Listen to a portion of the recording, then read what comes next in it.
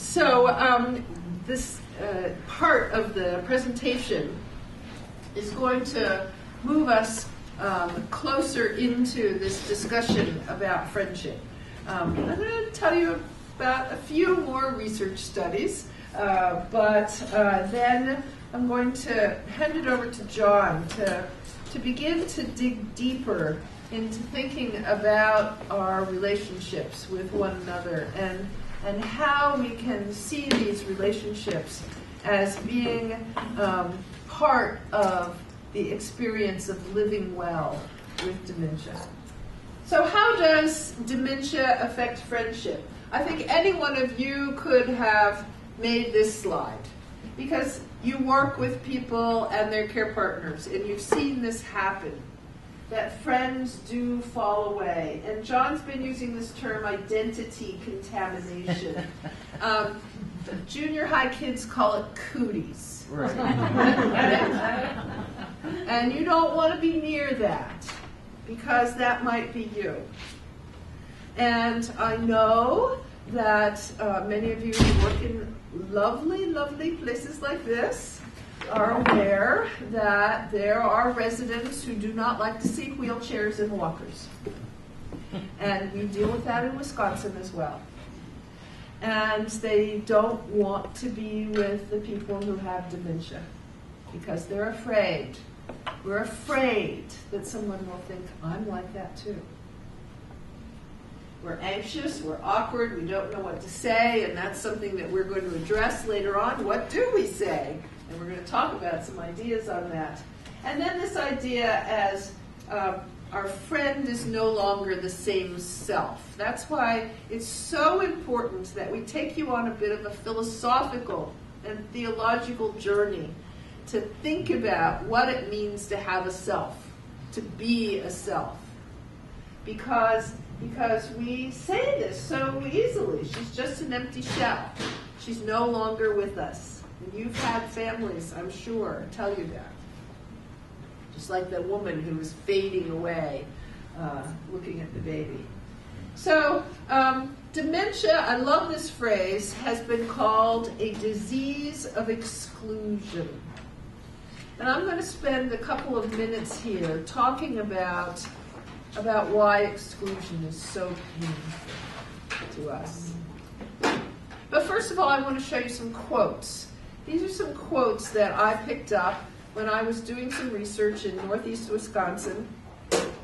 I wanted to talk to people about friendship because in the literature on dementia and relationships, there is very little written about friendship.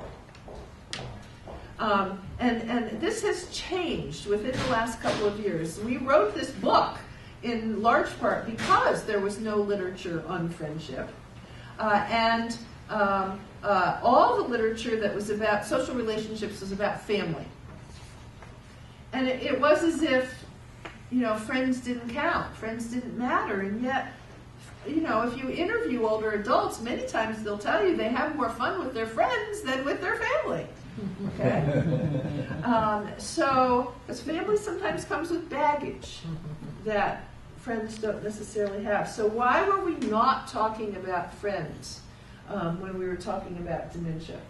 Well, it was because it was this exclusion. So I wanted to talk to people who had had the diagnosis about how they felt about it. So the first quote comes from a woman who had to retire early. She got the diagnosis when she was in her early 60s. She came to Appleton, Wisconsin, which is where we live, to live with her daughter. Still very active and still tried to get out, played her piano. She's doing all, good things to live well, but this is what she told me. She talked about her people not wanting to talk to her about having Alzheimer's disease. They wouldn't mind asking me about having the flu. Okay? You all remember, as I do, when we did not say the word cancer. Remember that? I remember being at a psychology meeting in New Jersey in the early 1970s, and I heard psychologists talking about the big C. because we didn't use the word cancer, right? And that's kind of how Alzheimer's disease and these other dementias have become. They wouldn't mind asking me about having the flu, but they won't ask me about having this diagnosis that has so dramatically changed my life. This is a woman, middle-aged woman, who's she's one of these women in the middle. She's taking care of kids and her father, who has dementia. She's way out in the country, so she's, environmentally isolated to some extent. I'm sure there are people who want to help, but they just don't know how to approach it. People don't call here much. They don't stop in as often. Okay, in a rural community, you need to be intentional. It's not like, you're living in a city where you walk past someone's house on the way to the grocery. In a rural community, you get in your car and you drive 10 miles. They don't come. They don't stop in as much anymore. And then this last quote comes from a woman who is taking care of her husband. Our friends have just kind of moved on from us. We're not really chummy with our neighbors. I don't want to burden people with my troubles. And this is a major challenge, and I'm sure you've sat in support groups and heard people talk about this. I don't want to burden anybody. I just, if they ask me how Joe is doing, I'll say, he's fine. Because, I don't want to be responsible for making them feel bad. So we're all supposed to just feel good with our friends all the time? Is that what friendship is about? Just having a good time? That's often how it's portrayed to us, isn't it? And yet that notion of bearing one another's burdens is so core to Christian faith tradition. And this is something that I think needs to be talked about in churches, in congregations. John tells about how he had so many people over the years when he was a senior pastor who would talk about, I just don't want to be a burden to anybody. So why is this exclusion so painful? Why does it hurt so much when people turn a cold shoulder? Here's a quote from one of my very favorite psychologists, William James. And those of you who work with folks who are pretty far along in the dementia process, think about this. If no one turned round when we entered, answered when we spoke, or minded what we did, but if every person we met cut us dead and acted as if we were non-existing things, a kind of rage and impotent despair would ere long well up in us, from which the cruelest bodily tortures would be a relief.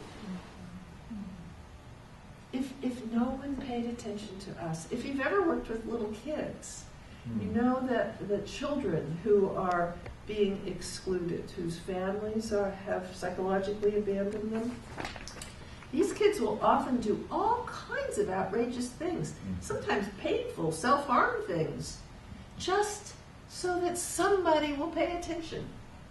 Okay?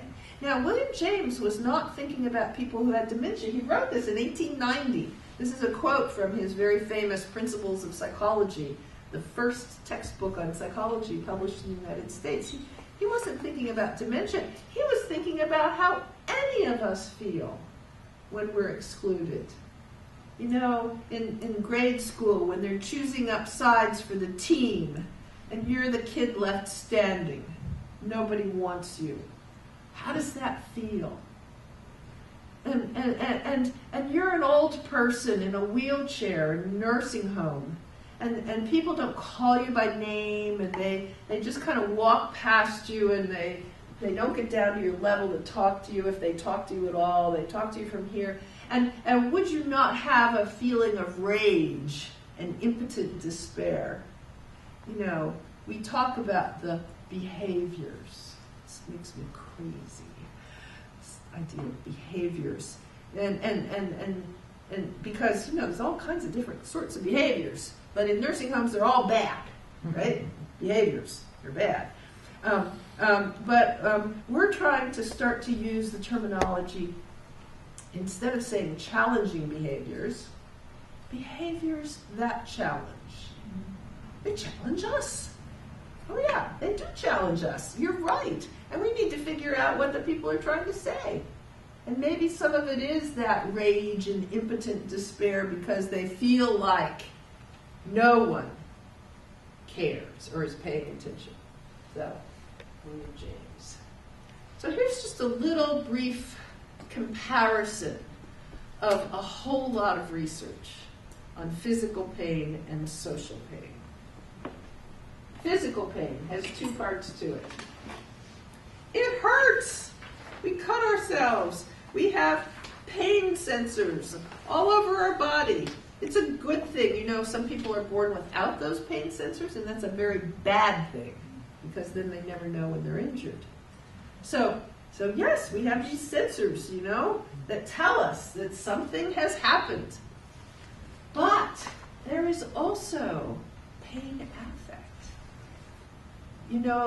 This pain is so complicated because some people will have a cut and it'll be just the worst pain they ever had, and other people will have a cut and it's like, whatever, right?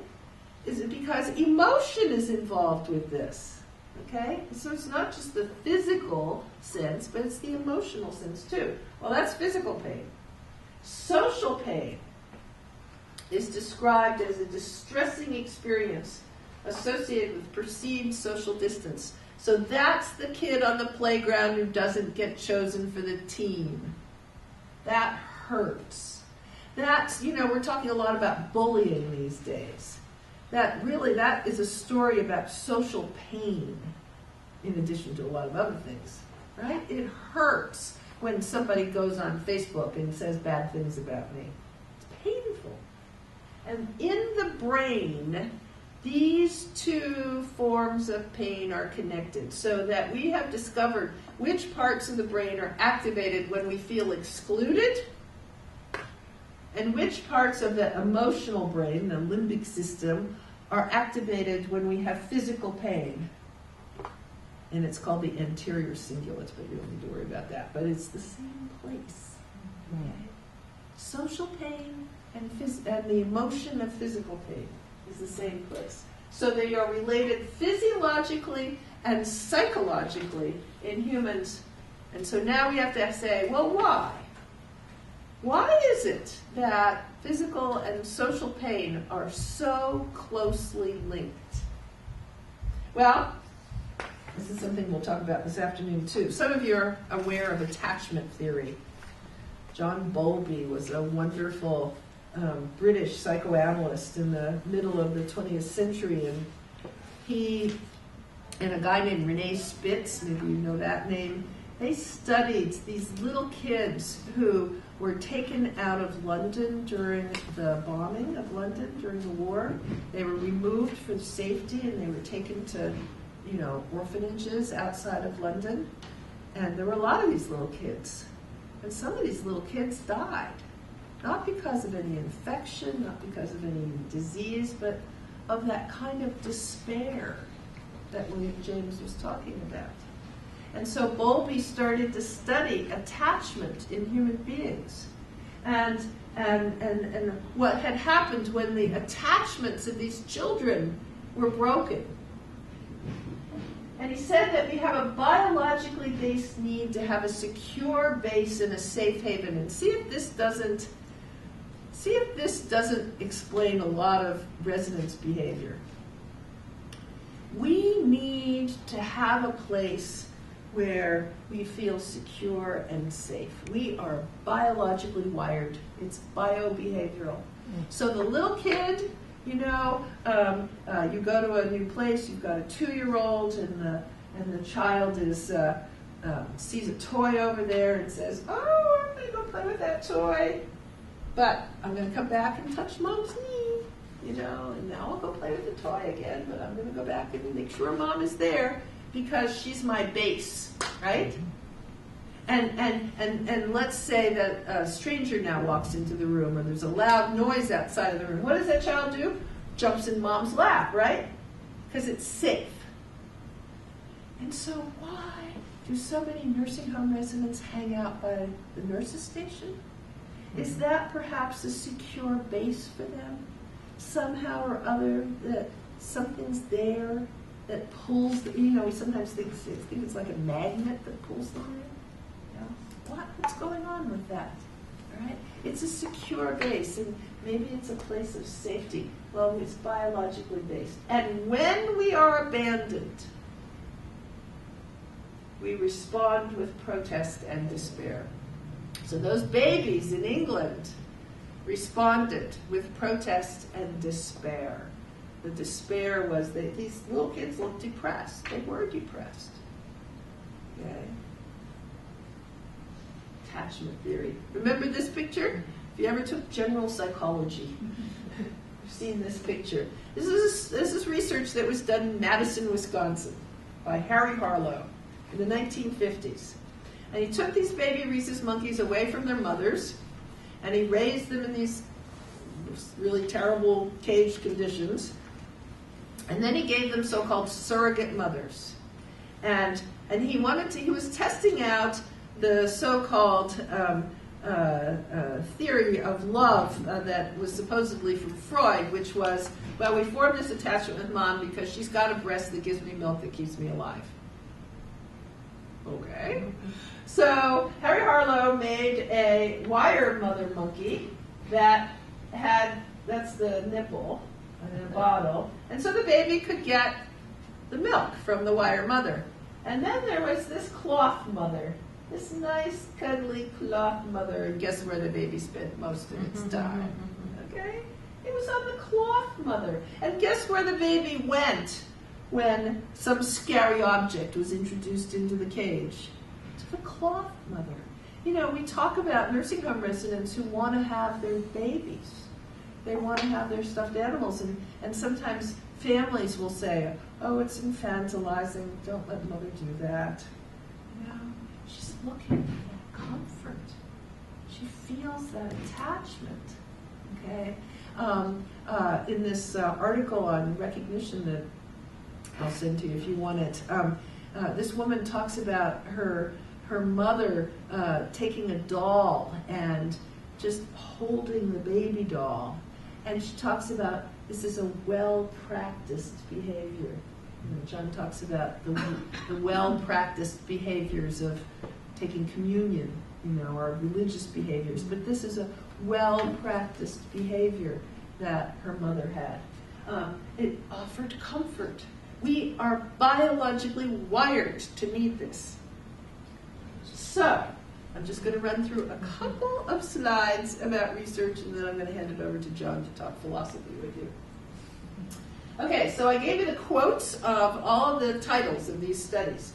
The effect of social networks on the relation between Alzheimer's disease pathology and level of cognitive function in old people, a longitudinal cohort study. Okay, so what that means is that they have followed older adults over time. And then when they died, they autopsied their brains. And the people who had the biggest social networks, they had the most friends, okay, had higher cognitive function, even with severe pathology. Right? So the relationship between plaques and tangles in my brain and what I can actually do cognitively, how I can think, how I can remember, how I can make decisions, that relationship between what's happening in my brain and what I can do was affected by how many friends I had, how big my social network was. And you could have more pathology and less cognitive disability if you had more friends. Okay. Recent study, 2006. Social networks, social integration, and social engagement determine cognitive decline in community-dwelling Spanish older adults. Okay? So they followed people over 65 for 4 years. People who had poor social connections and less participation in social activities had greater risk of cognitive decline. And they concluded that good social relations can be mentally stimulating and build, this is a very important phrase here, cognitive reserve. Just to say a word about cognitive reserve. Cognitive reserve means that you can have, remember that chart I showed you with the lines that showed all the biological things that happen before symptoms. You can have a lot of that going on, but you can delay the onset of symptoms if you have this kind of cognitive reserve. Okay? In other words, we don't fully understand this, but somehow or other you have resources that have enabled your brain to function better longer. The number one resource is education. Yeah, and there we have a justice issue again, right? Access to education. You get better education. You get better health care. You get better health care. You get, a job that doesn't wear you down. All these kinds of things are so related. Okay.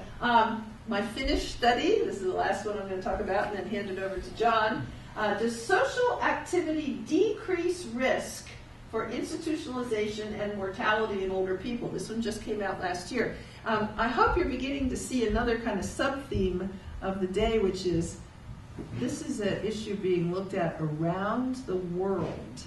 We have got to start paying attention to what's going on in all these other countries because good research and practice and policy is happening there. Okay, so they followed over 1,000 people over a period of 17 years. And this was interesting. They controlled, that you can do this statistically, for socio-demographics, which basically means income, health, functioning, and physical activity. People with more collective socialization were more likely to be living after 17 years and less likely to be institutionalized. So they were living longer, they had more connections, and they were less likely to be in long-term care.